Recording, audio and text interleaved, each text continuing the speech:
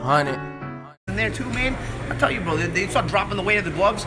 This guy couldn't even punch with eights, bro. He couldn't even punch with eights. And I'll tell you why he couldn't punch with eights. Because he's pulling back as he's countering. Because that uppercut that he hits Mayweather with, he's supposed to hurt him.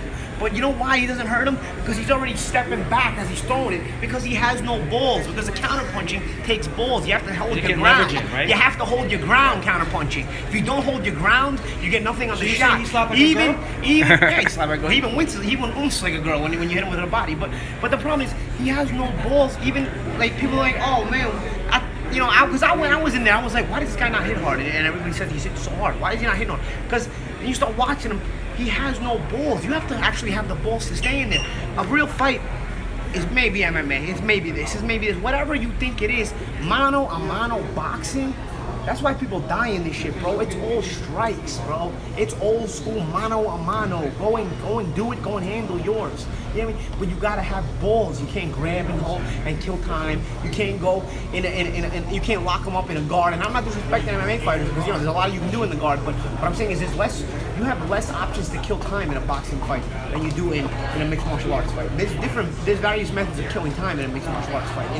Even though it's difficult to do well, of course. But this guy's like, I don't know, I don't even know what else to say.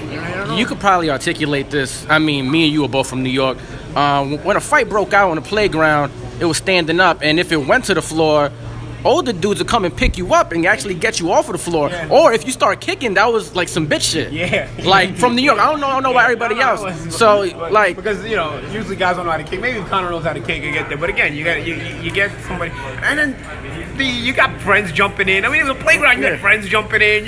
This shit wasn't a real. What do you think? It was a referee? If somebody hit you with something, all of a sudden you got friends jumping in, and then the other friends jumping in. Before you know it, a brawl, bro, it was breaking out.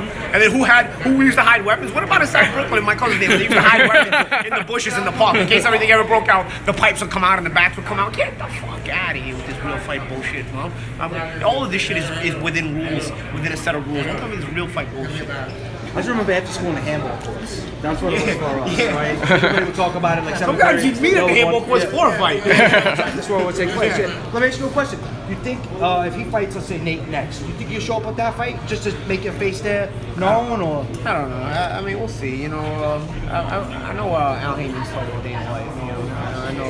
I know they're speaking. So if they want to fight, they'll make it. I don't need to do all that because Al Haymon makes anything he wants happen. The only way this doesn't happen once I spoke to the team Haymon and they told me they were on board to make this fight. I knew the only way it wouldn't happen is if this guy had absolutely any goals to make it. Because this fight will pay him more. This fight will get him more exposure. This fight is a bigger fight than anything else he has. There's no more Mayweather fights. So this fight is the biggest fight there is. So once they told me that, I said, all right. The only way this doesn't happen is if this guy has absolutely no balls, which wouldn't surprise me because he has no balls. But what I'm saying is, the way they're going to present it to him, it's going to be presented to him in a way where he really shouldn't turn it down. And even if it's not the next fight, even if it's an MMA fight, his next fight, there's no way he should be walking away from this fight unless he has no balls. And the number one reason why you want the fight is because it'll be you'll get paid, he'll get paid, or is it because of his pussy shit? No, it's just pussy shit. I was retired. It's pussy shit. Obviously now you're in the fight, you're gonna negotiate a price, but it was just pussy shit. It was just pussy shit, man. And I was, like I said, I just don't come from that kind of world. Like you showed your cards. You're a real pussy, bro. I don't care what. They must have raised you in like the nice part of town, wherever you're from. That's some like I don't know, man. Real tough guys don't do shit like that, man. I don't know. He's just an outright pussy. It's crazy. It's really crazy. Got to switch it over to boxing real quick.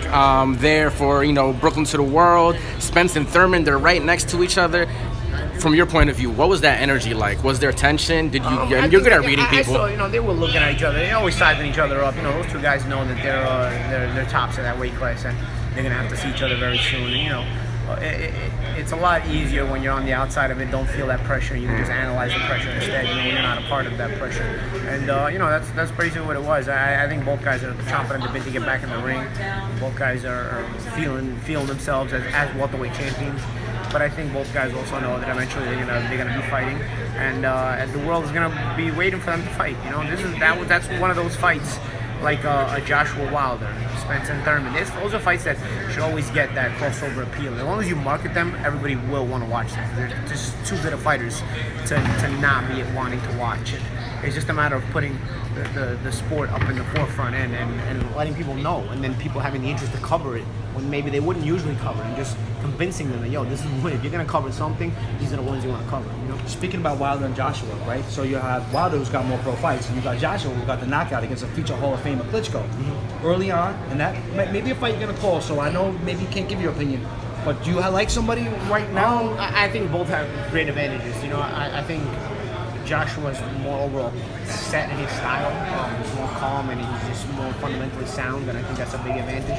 But I also think the one thing Joshua's lacking falls right into Wilder's strengths, and that is Joshua doesn't really have a lot of head movement. And Wilder's best asset is his straight punches, his jab and his 1-2. You know, so that if you're not a guy with good head movement, that 1-2 can really come down the middle and hurt you. And as a matter of fact, that's what hurt Joshua in the Klitschko fight. You know, so I think you're looking at advantages for both guys in that fight and disadvantages for both guys in that fight. I think it's a fight everybody can really be excited about. Not only are they great fighters, but they're also fun personalities as well, and different personalities in a lot of ways. You know, I don't see how you can go wrong with fights like that. Or like I said, Spence and Thurman, and even some other fights. Like, yo, tonight's fights in the junior middleweight. Before I go, because I gotta get to work.